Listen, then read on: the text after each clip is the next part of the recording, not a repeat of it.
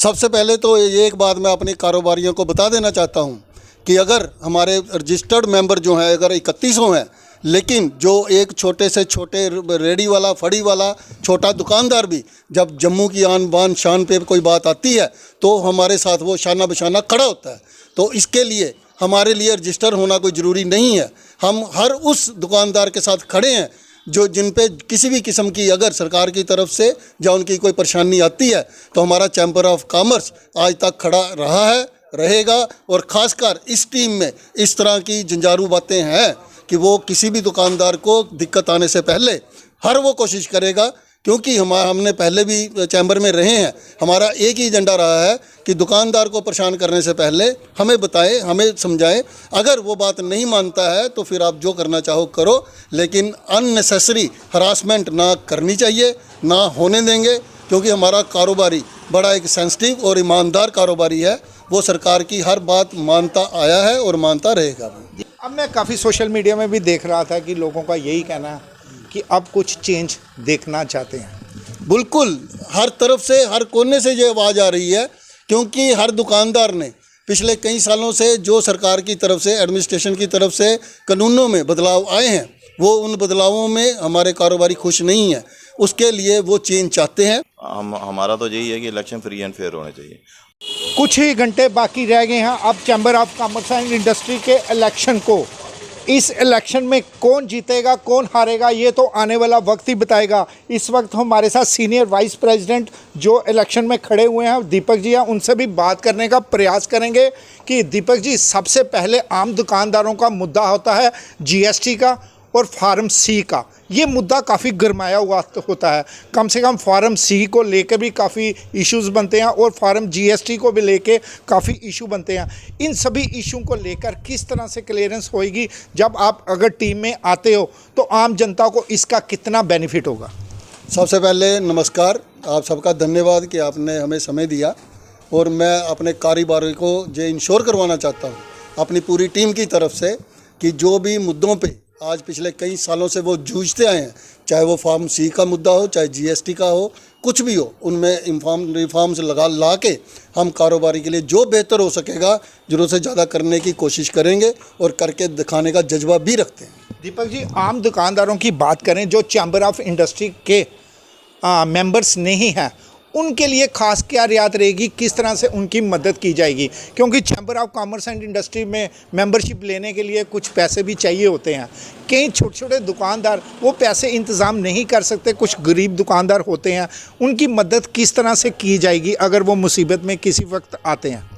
सबसे पहले तो ये एक बात मैं अपने कारोबारियों को बता देना चाहता हूँ कि अगर हमारे रजिस्टर्ड मेंबर जो हैं अगर 3100 हैं, लेकिन जो एक छोटे से छोटे रेडी वाला, फड़ी वाला छोटा दुकानदार भी जब जम्मू की आन बान शान पे कोई बात आती है तो हमारे साथ वो शाना बशाना खड़ा होता है।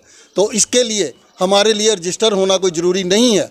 हम हर उस दुकानदार के साथ खड़े हैं जो जिन पे किसी भी किस्म की अगर सरकार की तरफ से या उनकी कोई परेशानी आती है तो हमारा चैम्बर ऑफ कॉमर्स आज तक खड़ा रहा है, रहेगा। और ख़ासकर इस टीम में इस तरह की झंझारू बातें हैं कि वो किसी भी दुकानदार को दिक्कत आने से पहले हर वो कोशिश करेगा, क्योंकि हमने पहले भी चैम्बर में रहे हैं। हमारा एक ही एजेंडा रहा है कि दुकानदार को परेशान करने से पहले हमें बताएं, हमें समझाएं। अगर वो बात नहीं मानता है तो फिर आप जो करना चाहो करो, लेकिन अननेसेसरी हरासमेंट ना करनी चाहिए, ना होने देंगे, क्योंकि हमारा कारोबारी बड़ा एक सेंसिटिव और ईमानदार कारोबारी है। वो सरकार की हर बात मानता आया है और मानता रहेगा। दीपक जी, आपको नहीं लगता कि 2 साल के बाद कॉन्स्टिट्यूशन चेंज होना चाहिए? अब क्यों नहीं कॉन्स्टिट्यूशन चेंज हुआ? 2 साल के बाद दूसरी जो एमएलए प्रेसिडेंट होते हैं वो तीसरी बार भी इलेक्शन लड़ रहे हैं, क्या कहना? हमारी कॉन्स्टिट्यूशन में भी इसी तरह की एक, जैसे आपकी टीम आती है, क्या आप कॉन्स्टिट्यूशन चेंज करोगे? कॉन्स्टिट्यूशन में बड़ी तरह के बदलाव की ज़रूरत है, क्योंकि हमने कई इलेक्शंस लड़े भी हुए हैं और मैं तो 3 बार चैम्बर में रहा भी हुआ हूं। और मुझे हमें पता है कि अगर इसी तरह का कॉन्स्टिट्यूशन जो 1950 से चलता आया है, अगर वही चलता रहेगा तो हमारी नई जनरेशन जो हमारे हमसे भी बेहतर आज स्पीड है, फास्ट है, कारोबार के सिलसिले बदल चुके हैं, वो उन हर तरह की नॉलेज रखते हैं, उन्हें मौका मिलना चाहिए। लेकिन जिस प्रोसेस में 2 साल से ऊपर इलेक्शन नहीं लड़ सकते, नहीं होने चाहिए, होने नहीं चाहिए।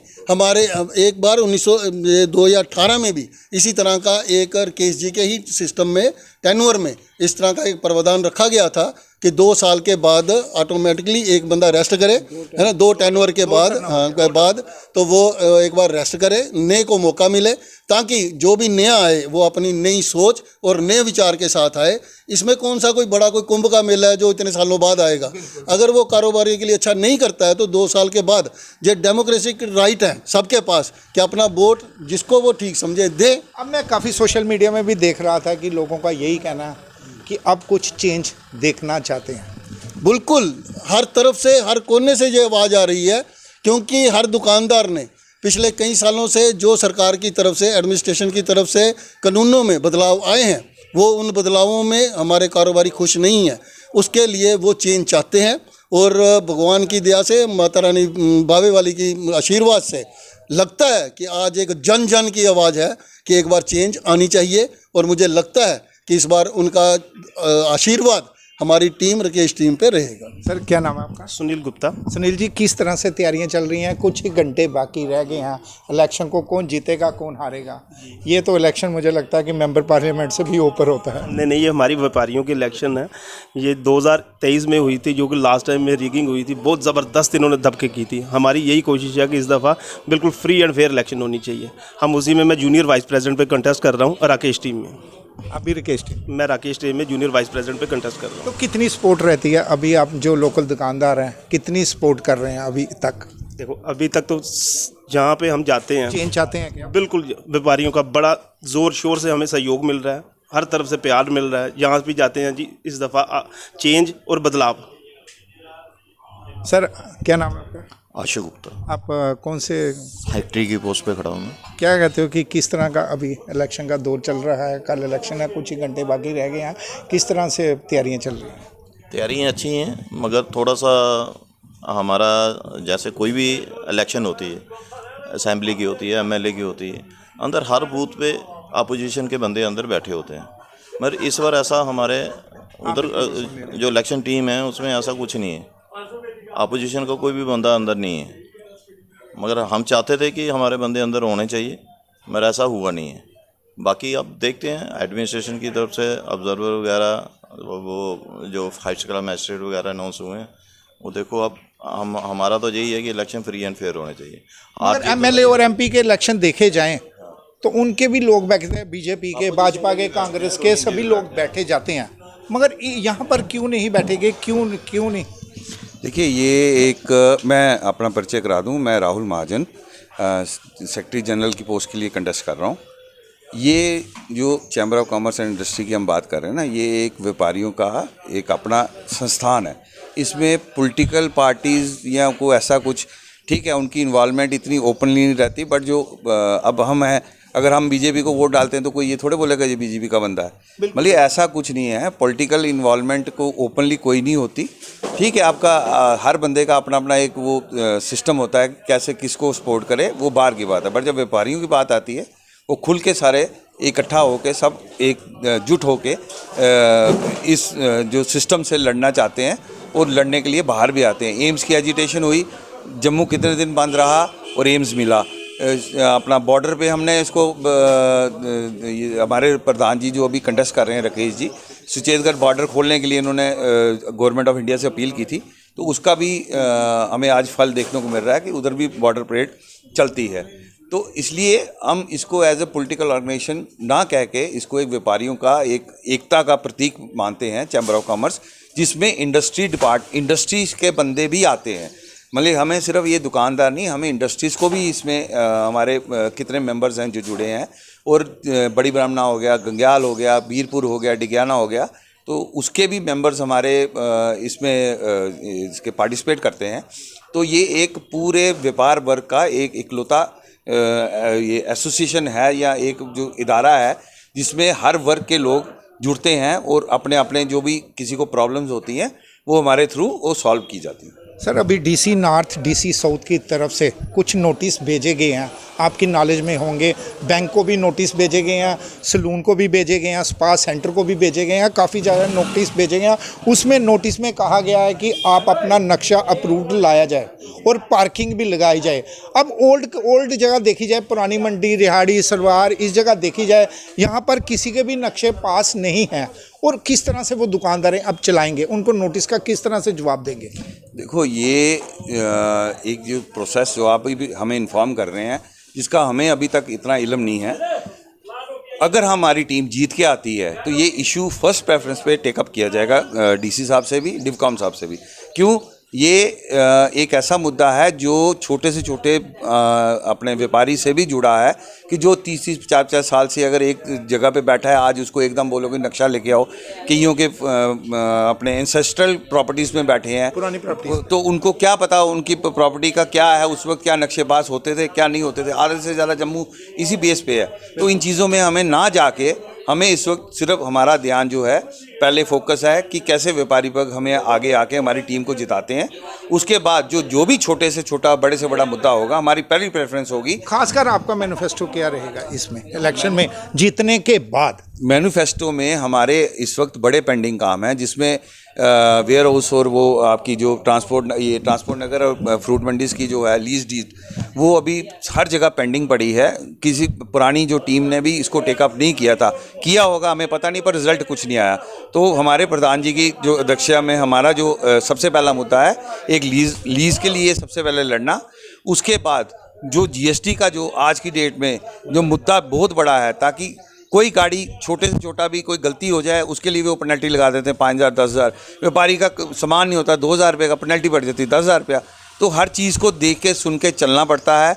हम पुरानी टीम का पुराना सिस्टम में कोई नहीं जाना चाहते। हम जो ये चाहते हैं कि हमारी जैसी टीम आएगी तो जो भी मुद्दे जो हमारे व्यापार वर्ग के रिलेटेड होंगे, सबसे पहले उसी को सॉल्व करके व्यापारियों को उनके चेहरे पे खुशी लाना। सर लेबर डिपार्टमेंट की तरफ से खास मुद्दा ये भी रहा हुआ है कि संडे को सभी दुकानें बंद रहेंगी। कभी काफ़ी एजिटेशन भी हुई है हर एक बाज़ार में। ये जो लेबर डिपार्टमेंट का है उसमें एक रियायत भी दी गई है। जो टूरिस्ट एरिया हैं वहाँ पे ये चीज़ फॉलो नहीं करती है। तो ऐसे जैसे रघुनाथ टेम्पल है, ऐसे कई बाज़ार हैं जो खुले रहते हैं संडे को। हाँ, उनको थोड़ा सा ये जानी छूट दी गई है। मगर ठीक है, व्यापारियों के लिए भी है, एक अच्छा है कि एक दिन तो बंद होना चाहिए, रेस्ट चाहिए सबको। कि जो भी जम्मू के अभी वोटर हैं उनसे खास क्या अपील करना चाहो?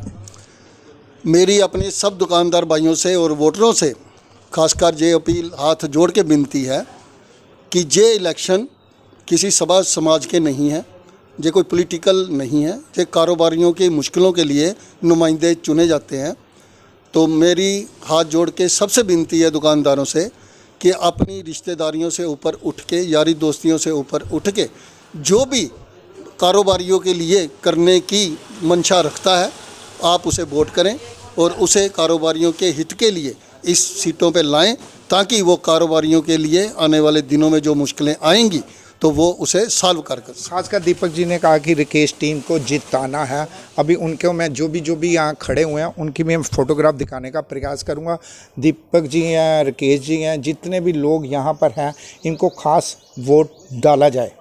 आगे देखेंगे कि सुबह अब कुछ ही घंटे बाकी रह गए हैं, सुबह ही यानी कि सुबह इलेक्शन होंगे और शाम को लगभग रिज़ल्ट आ जाएगा। कौन जीतेगा कौन हारेगा ये तो आने वाला वक्त ही बताएगा। ये थे हमारे साथ राकेश जी टीम के, जो इस वक्त दीपक जी ने भी हमारे साथ बात की। खास बात ये थी कि हम भी मुबारकबाद देते हैं कि दीपक जी की टीम ज़रूर जीते।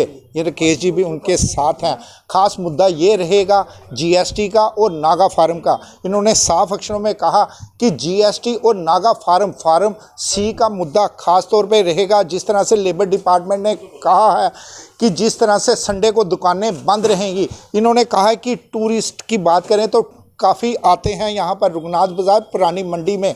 वो दुकानदार हम दुकानें बंद नहीं करने देंगे। खासकर संडे को सभी दुकानें खुली रहेंगी। इनका खास मुद्दा रहेगा जीएसटी पर और लेबर डिपार्टमेंट पर। जीएसटी जो गलत भी लगा जाता है लखनपुर में वो भी हटाया जाएगा। दीजिए इजाज़त मुझे और मेरी सभी टीम को। देखते रहिए वीडियो जर्नलिस्ट निखिल बख्शी के साथ मैं विकास गुप्ता, जम्मू आर्ट्स।